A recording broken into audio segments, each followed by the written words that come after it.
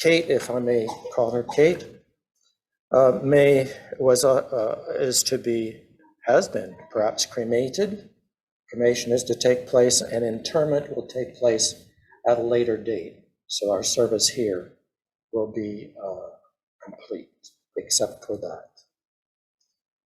I want to let you know how the service is going to unfold.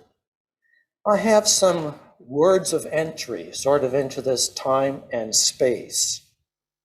And then there's Kate's life story, briefly. And then eulogies. Terry, Fraser, and Bruce are going to speak of her and her life. And I have a meditation for the occasion. I have some words that I hope will be helpful. And then the service will end with a benediction, words of blessing. Now, I really want to begin, if you permit me to do so. I want to read the obituary that is on the website because I want to acknowledge Kate's family, all of you who are here today in particular.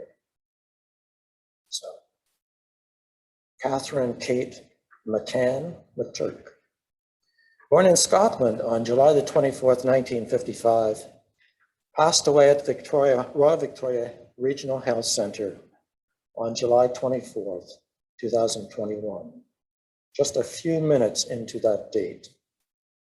Lifelong partner, soulmate, and best friend to Dr. Bruce Eric McTurk. Exceptional mother to Fraser James McTurk, Alex, and Alistair Gordon McTurk. Extremely proud grandmother of Claire Nicole McTurk, Van James McTurk, and Gordon Bruce McTurk. Loving daughter of Kathy, born Nicol, and the late James McCann, died 1980, and caring big sister to Gerald McCann and the late Kevin McCann, 2020. Loving aunt of Liam and Scott McCann.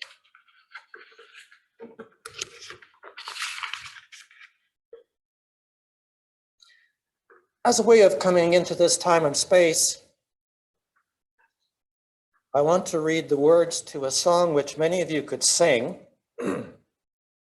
namely Turn, Turn, Turn, that song by Pete Seeger, as was recorded by the Byrds. And in turn, that is from the book of Ecclesiastes in the Bible, chapter 3, verses 1 through 8. If you pause for just a moment, you can probably hear that band and you can hear the 12-string guitar chiming in. So here are the words. To everything turn, turn, turn. There is a season and a time to every purpose under heaven. A time to be born, a time to die, a time to plant, a time to reap, a time to kill, a time to heal, a time to laugh, a time to weep, a time to build up, a time to break down, a time to dance, a time to mourn, a time to cast away stones, a time to gather stones together. To everything there is a season, and a time to every purpose under heaven. A time to love, a time to hate, a time of war, a time of peace, a time you may embrace, a time to refrain from embracing, a time to gain, a time to lose, a time to reign, a time to sow, a time for love, a time for hate, a time for peace. I swear it's not too late. To everything, turn, turn, turn. There is a season and a time to every purpose under heaven.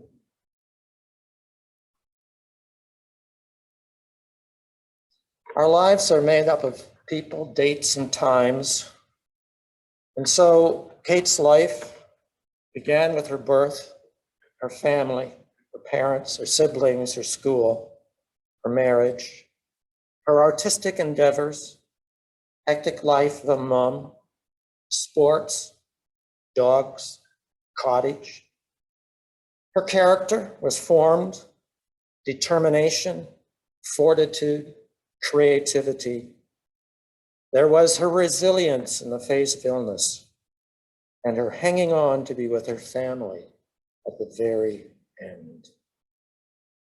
And so I'm going to call on those who, well, Terry, then Fraser, and then Bruce, to share with us her life. So first, Terry, if I may.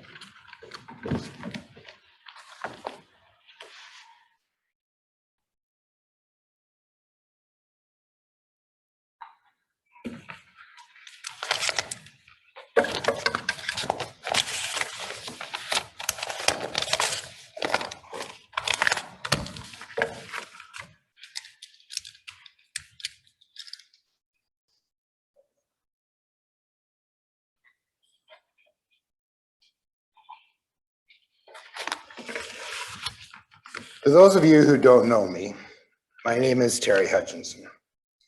I would like to thank all of you who took the time to come here today to celebrate Catherine's life. I would also like to take this time to express for all of us here our sincere condolences to the love of Catherine's life, Bruce, and her two boys, Fraser and Alistair. Kate and I were both artisans and spent decades doing the craft show circuit in Ontario. I first met Kate at the Tulip Festival in Ottawa in the early 1980s. The show was being held in a beautiful park behind the Chateau Laurier Hotel in downtown Ottawa. We were to construct our booths in massive army tents that had been previously erected. I checked in and proceeded to my assigned space. Kate was mostly set up, and I unloaded and began to set up my booth, which, as some may know, was not an easy task. It was made of steel pipe and was not flexible in its 10-foot by 10-foot footprint. Kate, watching me work, got nervous, thinking I was taking over part of her booth, and finally went to find our mutual friend, Paul Johnson. She told him a biker was taking over part of her booth, and he had to come and save her. When Paul and Kate arrived back at our location, he took one look at me, laughed, and said to Kate, "It's only Terry, he's harmless." Her fear erased, we spent the next 11 days of the show getting to know each other, and by show's end, we were on the road to developing our lifelong friendship. Kate was pregnant at the time, and I was still a free-spirited single man who was somewhat terrified of being around a pregnant woman. She found this hilarious, and over time was making me feel the baby kick, much to my dismay and her great enjoyment.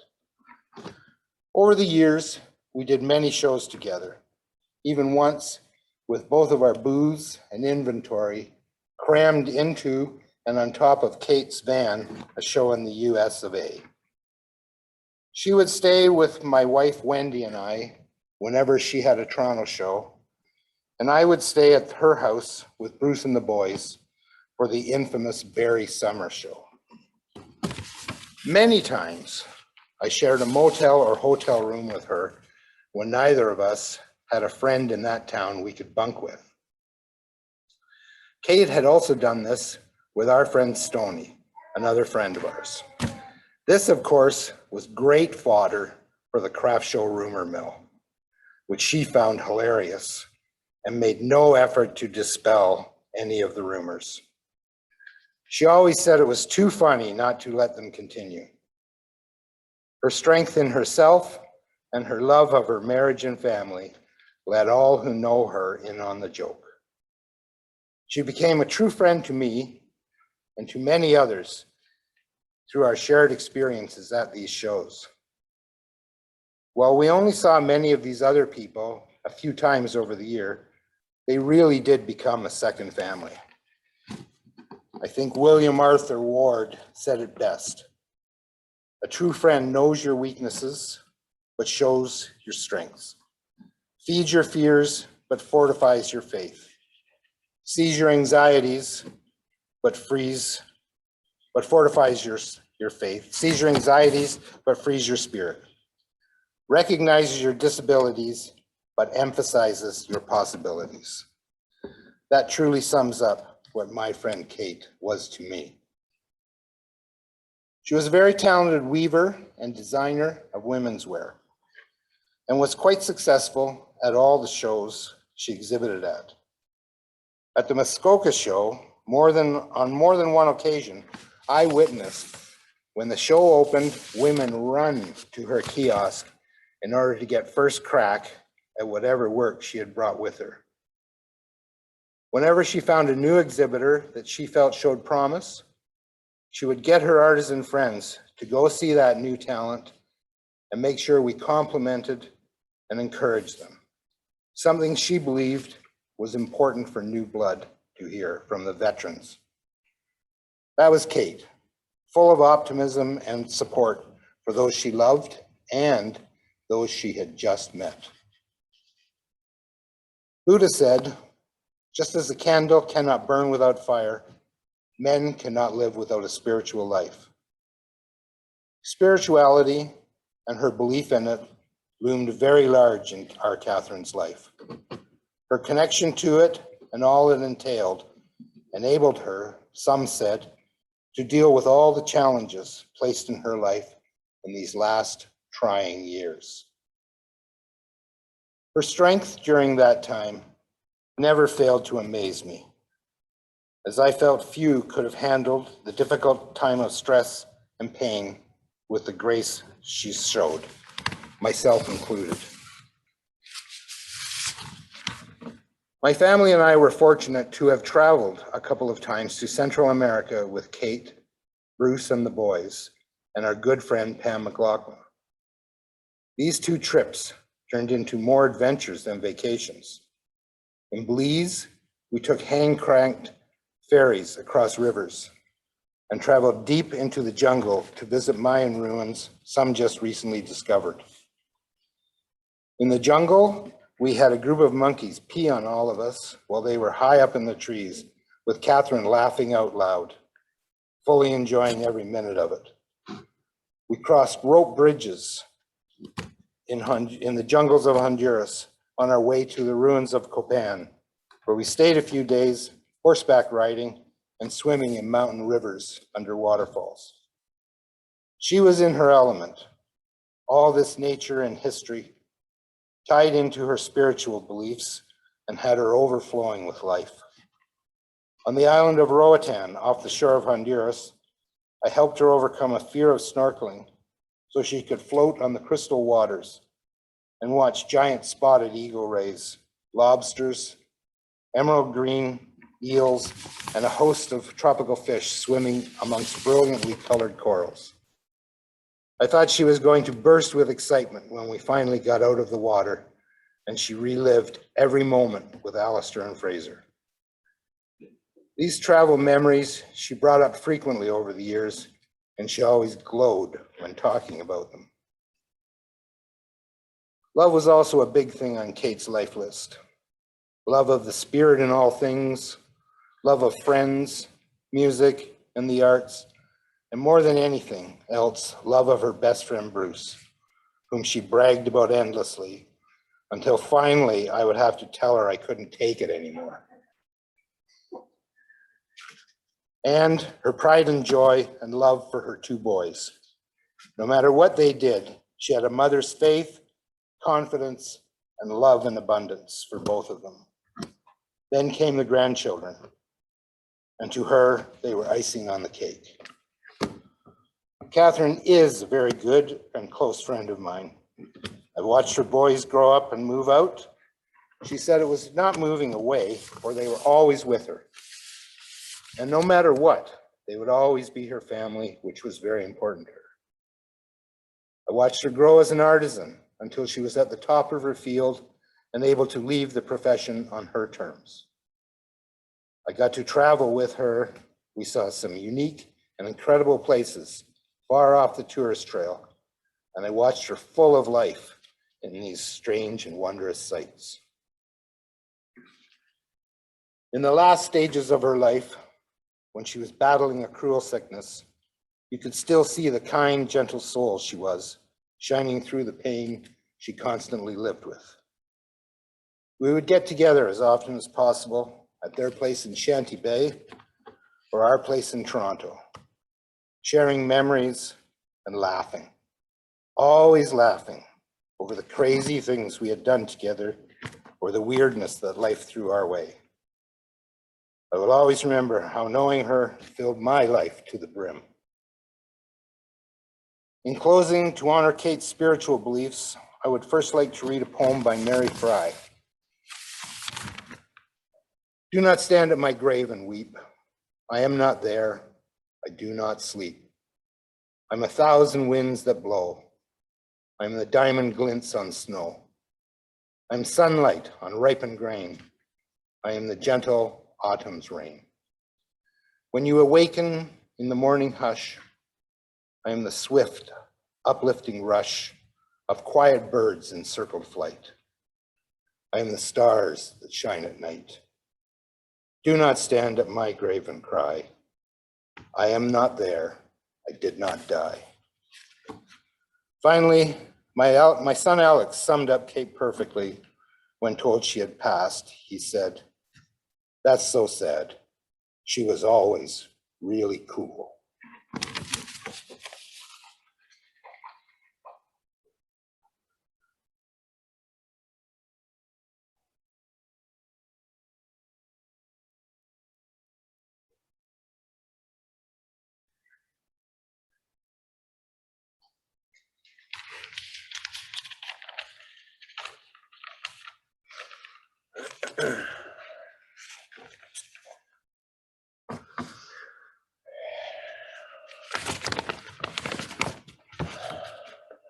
Well, I'm sitting here beside my mom's hospital bed, trying to organize my thoughts. Saying my mom was strong, that's stating the obvious. I'm going to be asking her for her strength right now. I've got this quote, and I didn't really plan on using it right now, but it's pretty good. "Sometimes," said the horse. "Sometimes what?" asked the boy.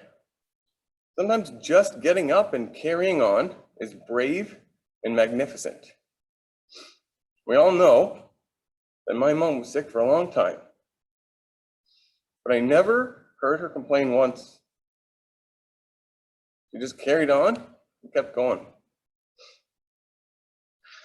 I've heard people tell me that my mom was an inspiration, and that she certainly was. She was many things. She was loyal, she was resilient, and she was fucking tough.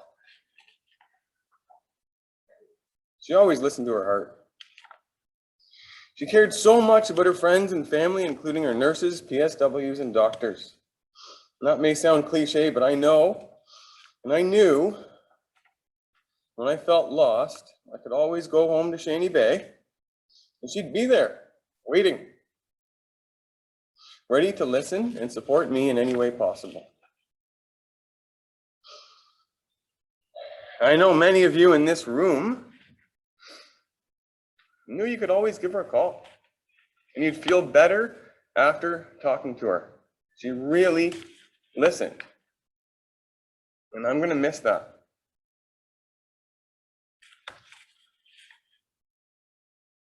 A few days before her death, she said, "Don't doom and gloom over this, Fraser." So here's the lighter side of my mom. My mom was the most loving person I've ever met. She was the life of the party. She wore her heart on her sleeve with pride, and she absolutely loved people. So, can we, as a group of people who love my mom, just simply say on the count of 3, "I love you"? 1, 2, 3, I love you.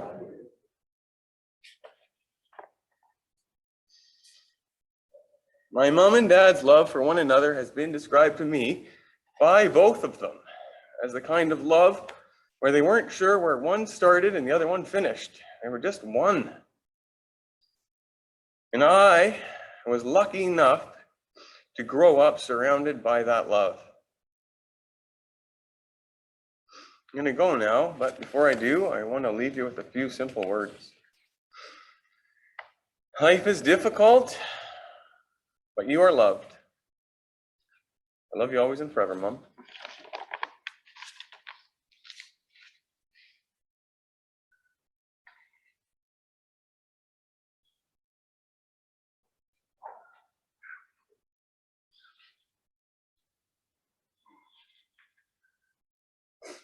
Oh boy.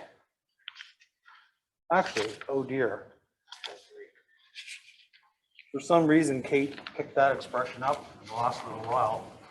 Oh dear, oh dear. I said, Kate, why do you keep saying oh dear? She said, I really don't know. It meant something to her. Oh dear. Before I start, did I ever talk to you guys about grief as a wave? Ever said that? You've heard it, okay. Over the past number of years, in my mind and in my heart, I've been here.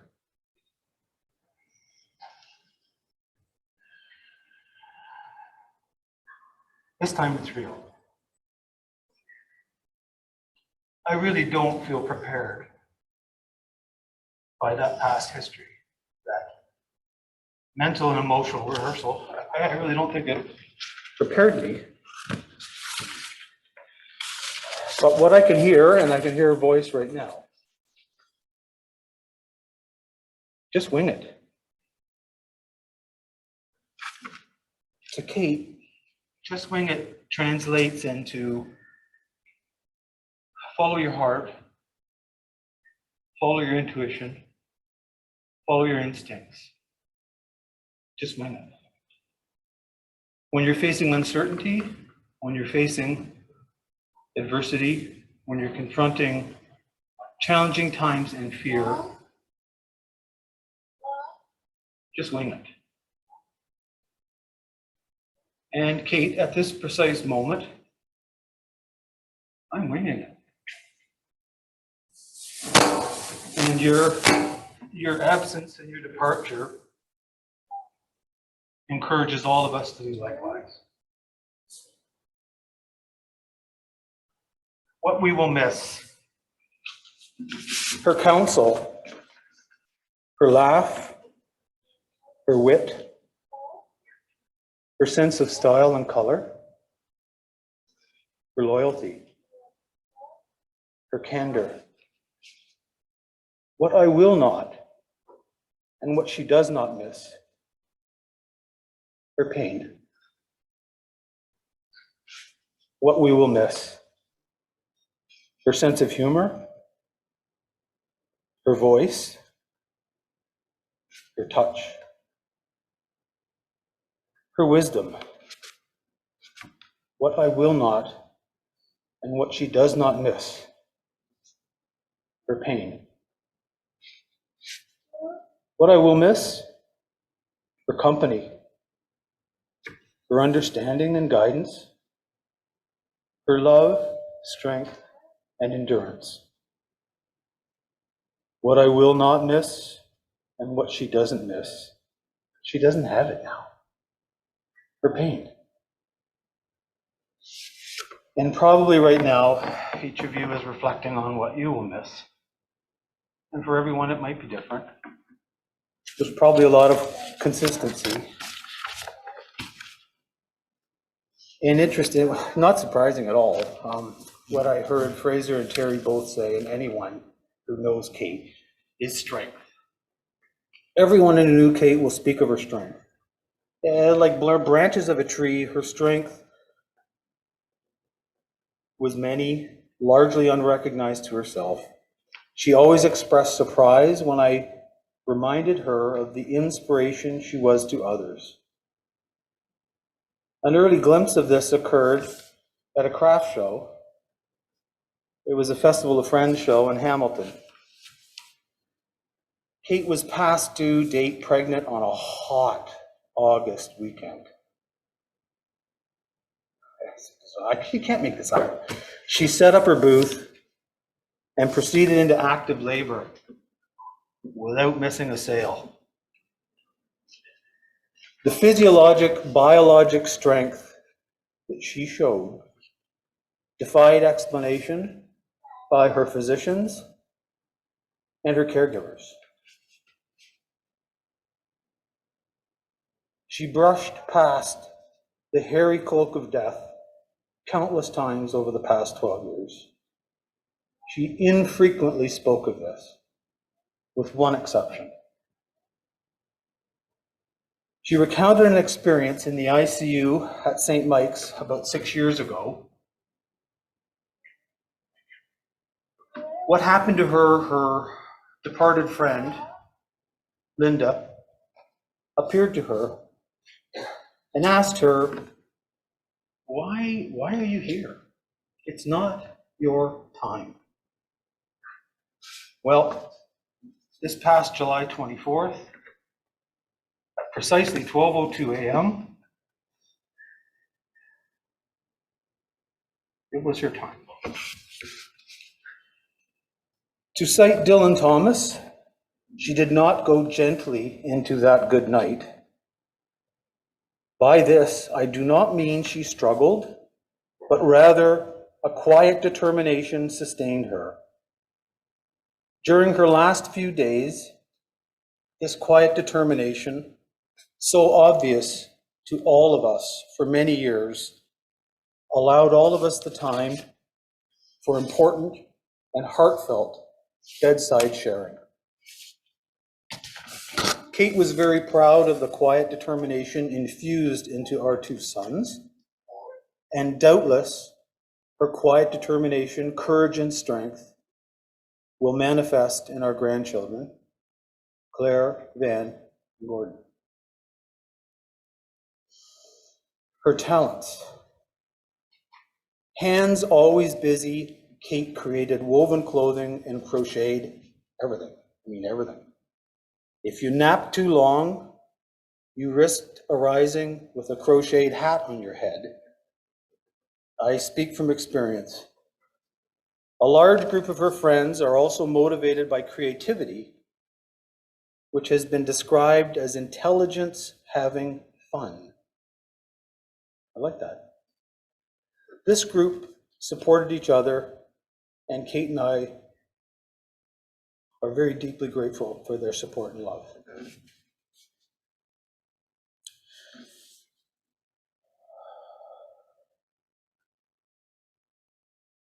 She had an unwavering loyalty to friends and possessed an uncommon insight into the needs, hopes, fears, and aspirations of family, friends, and acquaintances.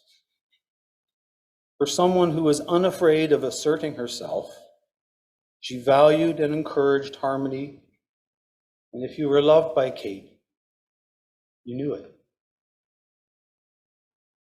If what you did was not loved by Kate, you knew that also. For someone who had not eaten for years, she had an encyclopedic understanding of recipes and culinary techniques. She possessed a wicked sense of humor, traveled well, skied often, hiked with our dogs always. She enjoyed our mill, which was close to my sister and mother, with whom she had a special relationship. She offered support, love, and counsel to her two younger brothers, even when it was not sought. She rarely was without words or comment. When I first met Kate as an 18-year-old, it was immediately apparent to me that she had a close, almost sister-like relationship with her mother. More recently, she had to reach deeply into her resources of quiet determination in order to cope with the recent passing of her brother and the passing of a best friend. Kate, forever in our hearts, Without you, we will all not need to just wing it.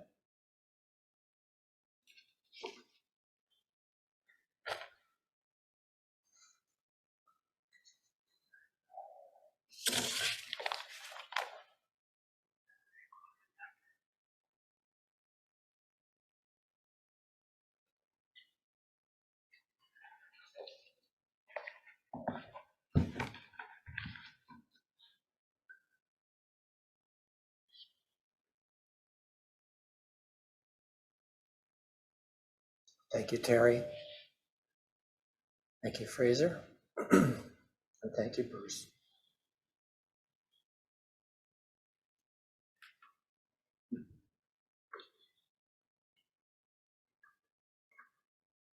These words will be meager, but I offer them to you. I've entitled my meditation, "The Pause Before We Carry On." The cottage in Algonquin Park had a central role in the life of the McTurk family. In homage to those experiences, I've chosen to begin my remarks with a poem by the American poet Mary Oliver. It's entitled "The Loon."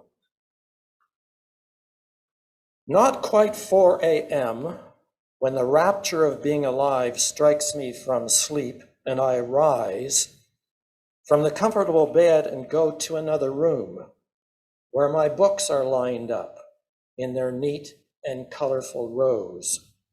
How magical they are. I choose one and open it. Soon I have wandered in over the waves of the words to the temple of thought.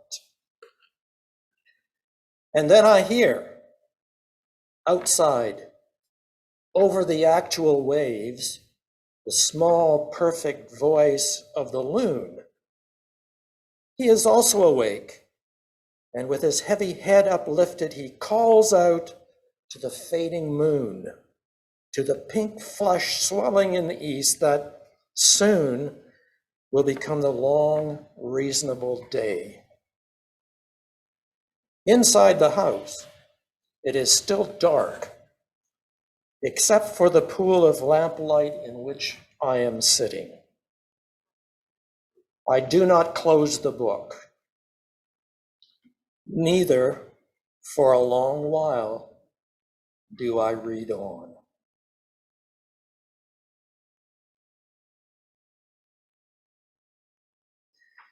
In the poem, the poet, who is reading by lamplight near a lake, stops reading in response to the call of a loon out on the water. She does not close the book. She is going to continue reading, but doesn't for some time, a long while, she says. Pause.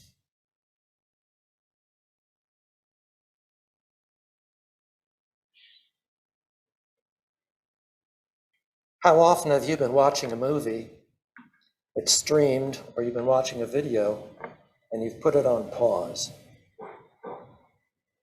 You're going to come back to it, but you put it on pause to just hold it right there for a while until you return. In recent years, you as a family have had a difficult journey, made in the shadow of life-threatening illness. You have shared the roller coaster experiences of hope raised and hope dashed time and again. You have supported each other every step of the way. Yours was a shared suffering. Yours was a family suffering. Death is many things: the great thief, the interrupter, the interloper that won't go away. But sometimes, in the end, it comes as a friend, for the one we love is finally free of suffering. The feeling of relief can be immense and should be free of any sense of guilt. Now there is a pause, a time out, so to speak, to recover emotionally, psychologically, and even physically. It's a time to be kind to oneself. I spend a lot of time thinking about how those we love remain with us when they're no longer with us. It's sort of my version of counting sheep. Now, early in the Bible, Moses gets 10 commands, and 4 of them are about one's relationship to God, and 6 of them are about the way people treat each other.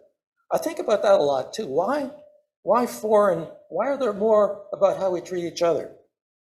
I don't have an answer to that, but I think about it. And I think about how are people still with us when they're no longer with us? Some of you are grandchildren.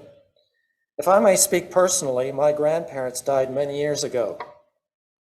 Yet I think of them almost every day, if not every day. And they have continued over the years to shape my life. How is that? My parents died more recently, but I easily sense their presence. How is that? How is it that those we have loved continue with us? They're still with us. It was a rhetorical question. For a partner that we've been with so long, since high school, joined at the hip, so to speak, 2 people become the other, melded, so that all that we are is infused with the one that we have loved. They are with us as a part of ourself. We wait to hear the sentence finished because they know us so well that they can finish our sentences. They will be part of us as long as we are. For sons and daughters, there is the way we are, perhaps the way we look, but our talents, our outlook on life, our proclivities. Once in a while, I catch myself walking like my dad walked. It catches me, I stop. That may be true of you too. I think, wow, that's something. Because I'm my father's son, right? Our parents are archetypal people. Our grandparents also, they're archetypal people in our life. They're so very, very important. They continue with us. It's not as good, is it? It's not nearly as good. And my heart goes out to you in the loss of your mom. And great-grandchildren too. I love the hat. Gordon and I have met. And if you want to see an example of one of the hats, then he has one. He's just going to stand up a little bit. And I love it. He has a moose that has the same color ears. He is color coordinated for the day. The hope of us all, I'll tell you. The late 18th Scottish poet, and this is my tribute to Scotland, when I saw McCann and McTurk, my grandmother's a McKay, I thought, I'm amongst my people here. The late 18th century poet Thomas Campbell said, "To live on in the hearts of those we love is not to die." And I often think of that. To live on in the hearts of those we love is not to die. We keep the people going, don't we? So long as we are around, they live within us. I find that to be of some comfort. and I often think of those words and I offer them to you. I have a little footnote to that comment. I also, since Terry is with us and he spoke as he did about artists and artistry, I often think of the continuing legacy of artists, such as weavers, writers, potters, painters, musicians, whose contributions to the beauty of this world are scattered across homes, offices, schools, and God knows where else. Once we were in Toronto at Mount Sinai Hospital, we were seeing an endocrinologist. It was the 6th floor of the building, and we went up there, and I looked down the hall and around the office, and there were these huge paintings painted by Christine Luck, who lives at Cookstown, and her parents both lived at Grove Park Home. It just blew me away. I thought, wow, does she have any idea that these are hanging here and that they are so beautiful and moving? And so, I'm at the stickman stage. And one of our children, he's also at the stickman stage, but we have a couple of people in my family, my wife and my daughter and oldest son, they somehow got the gift. So I envy you who are artists. And somewhere today, somebody's looking at some of Kate's work, and they're thinking, wow. And they will for a long time to come. I'm wrapping up. In the last few years, I've come to realize that relationships do not end with death. I don't know why it took so long for me to come to that realization, but we still have been a husband. We are still a husband. We are still the children of a mom or dad. Issues left unresolved will still require attention. And what was good will continue to be good. Our parents loved us in life, and we continue to know that we are loved. And that we are, and this is just as important, that we are lovable. We give many things to our children, but nothing greater than feeling on their part that they are loved. And you will always know that you are loved. Kate stayed till the last minute. 2 minutes into the day of her birthday. That's not an accident. That's not an accident. There was something special about that. People have a miraculous capacity to endure for the sake of those they love. And she endured for your sake as long as possible.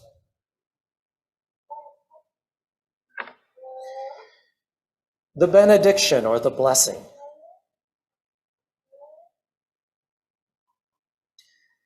This time and this space will give way to other times as the song Turn, Turn, Turn states. Now, gatherings like this often end with an expression of hope, a wish for better times, for healing and for well-being. I like very much the song Better Things by the Kinks, which begins, here's wishing you the bluest sky and hoping something better comes tomorrow. That song was in the credits of a movie I saw some years ago. I don't remember the movie, but the song may not be familiar to everyone. It's on a batch of iTunes downloads that I listen to often in the car. However, another song of that batch is also a benediction. And it is familiar. I know it is, in the McTurk family. Because Bruce told me that it is a favorite. And so I'd like to conclude with the beginning of Neil Young's Long May You Run. I always interpret this song metaphorically, and as such, I offer it as a benediction, my wish for you today. We've been through some things together with trunks of memories still to come. We found things to do in stormy weather. Long may you run. Long may you run. Long may you run.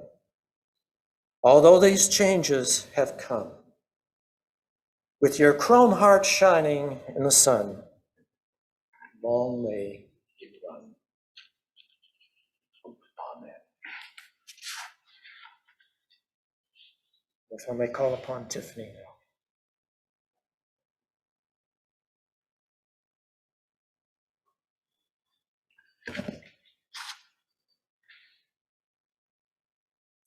Good afternoon, everyone. This concludes the service for today. On behalf of the family, I'd like to thank you all for attending today to offer your love and support, not only today, but in the days, weeks, months, and years ahead. Thank you.